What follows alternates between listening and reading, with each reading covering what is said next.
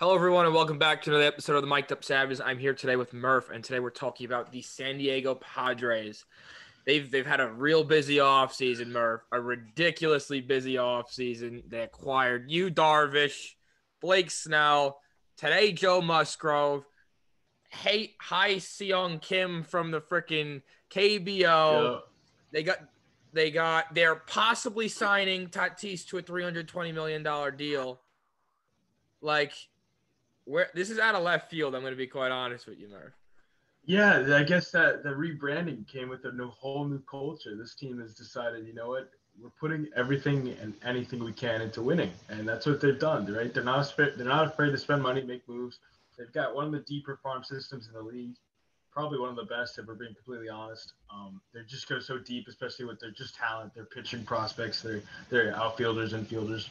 So yeah, they've decided like, hey, we got a good young core up here, right? They got Tatis, they signed Machado, they've got Cohenworth now, right? They got Grisham, they got all these guys. They got a good young core, and now they decide to finally build upon it, right? And that's something I think a lot of teams are going to look at in the future and realize, hey, we don't have to necessarily wait for a whole troop of prospects to come through, right?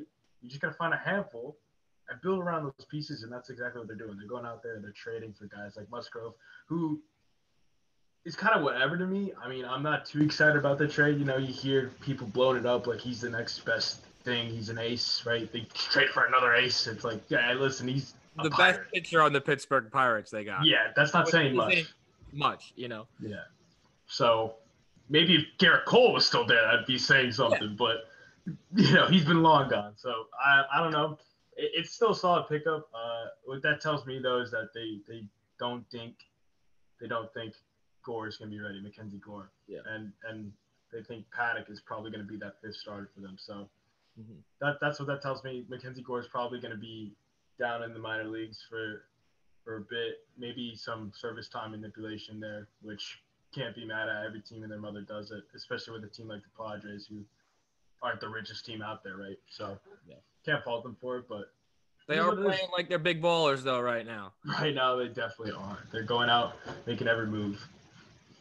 You got listen to this healthy rotation. You got Snell, you got Darvish, you got Lamet, you got Clevenger, then you have Chris Paddock, who for some teams could possibly be a number one when he's at his best, or a number two, and then you have Joe Musgrove, and then you have top young arms like Ryan Weathers, Adrian Morjan, and then you're gonna bring up Mackenzie Gore in this system, to the major leagues, and it's gonna he is going to have so much knowledge to learn from these guys, and he's gonna be at the top of his game when he finally comes up.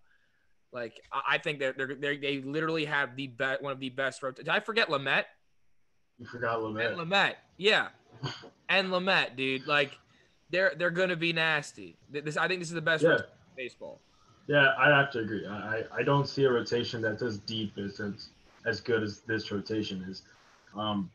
Like they said, the only question marks, like we said before, was really going to be, Paddock. Can he make that bounce back, that resurgence, which I fully expect him to do, and I think he can. And now Musgrove, right? So I think there's a bright future ahead. I think this team is really deep in rotation wise. They already had the talent offensively, and now they just added to that on the flip side of the ball. I would have liked them to go get another reliever though, so it's kind of interesting. And Yates back. They have to get Yates though. Yeah, they have to get Yates.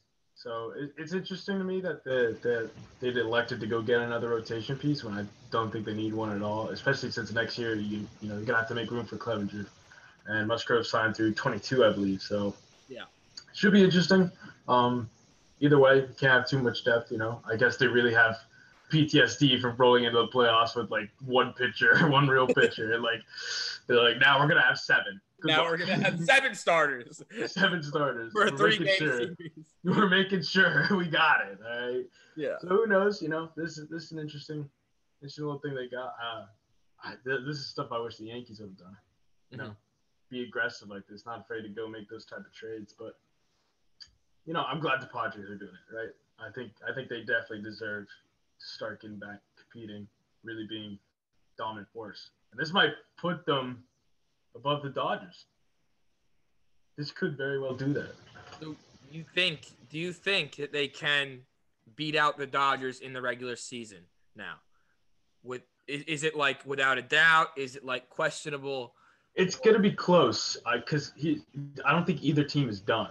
Right. I didn't think the Padres were done before, but I didn't think they were gonna go get a rotation piece. I thought it was more gonna be like relievers, right? Maybe another depth bat, but I know for a fact the Dodgers aren't done. That's a scary They're part. never done. The Dodgers are not done, right? They're gonna go out and they're gonna look for a third baseman, right? Because they're not sure what the deal is with Turner. Yeah. If they're gonna re-sign him, they could end up trading for a guy like Chris Bryant. They could say, hey, you know what, F it, and go out and get Nolan, right? Nolan Arenado. That would be nuts. That'd be nuts. They could do it. They have the pieces to do it. They have the room. They don't care about money in LA. They don't care about money, so they're. I'm not ready. Like as of right now, on paper, I put the Padres maybe a game or two ahead of them. But if the Dodgers go do what I think the Dodgers are gonna do, they're probably gonna shoot back in front and then end up being a couple games in front of the Padres. Do you think this could propel the Padres within the next 3 years to a World Series appearance? Absolutely. I was saying that they were going to win a World Series in 8 years prior to all these moves. Don't you have a bet on the table? I do have a bet on the table. I said $100, $100. Padres are going to win a World Series in the next 8 years because this is when Machado first signed. Mm-hmm. And I was like, these guys, because I saw how good this team was. Like all the young prospects coming up. I said, there's no shot this team doesn't win a World Series in 8 years. And this is without I really do believe they're gonna do it without all their prospects up in the major leagues, like with their top guns. Yeah. Who is this with? This is with a good friend, Jake Browning. This is, okay. I thought you bet $100 with Nick. I was about to see like no. Nick's gotta lose 100. No, that'd be funny, but yeah, $100 on the line, and it looks like might be cashing in pretty soon. So we'll see. Mm-hmm. But the Padres, I really do believe they're going to be a dominant force in that NL West. It's going to be a hell of a season to watch them play because it was already a lot of fun to watch them dominate this year. They have Cronenworth now. Like he's a rising star, you know. And then they added Seong Kim. He hit like 30 home runs, batted in over 100 RBIs, I think. Played second base. You said that you think Cronenworth's going to left field? Yeah, so from what I understand, Kim played a lot of third short in the KBO. They signed him with the idea to put him at second, and then Cronenworth is going to move out to left, and then Profar becomes another platoon guy, like a deep, like, hey, days off type of deal. Like, hey, Kim gets a day off, Cronenworth gets a day off, that type of stuff. Yeah. And especially when they get the DH back. You know, I think the DH is supposed to be universal again. Hopefully, fingers crossed. You know, I don't want to see pitchers hit anymore. Sorry. Yeah, sorry, pitchers. You can go. You can make a separate event the All-Star Weekend. You guys can have your little BP session on film. Yeah. But let's get back to playing real baseball. Damn right. Universal DH. We love it. No more of that. Are you happy with the seventh inning?